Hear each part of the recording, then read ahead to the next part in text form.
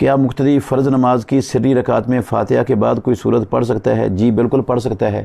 ظہر اور عصر کی چاروں رکعتوں میں پڑھنا رسول مکرم صلی اللہ علیہ وسلم سے ثابت ہے۔ فاتحہ کے بعد کوئی سورت، سنن ابو داود میں حدیث ہے صحیح سند سے۔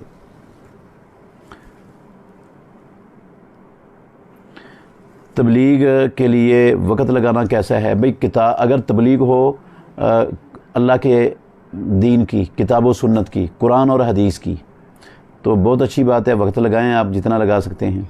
لیکن اگر تبلیغ ہو بزرگوں کے اقوال کی، حکایتوں کی، قصے کہانیوں کی، موضوع اور ضعیف روایتوں کی، تو اس تبلیغ سے دین کا، اسلام کا کوئی فائدہ نہیں ہے۔ کتاب و سنت کی تبلیغ کریں اور ہر بندے کو کرنی چاہیے۔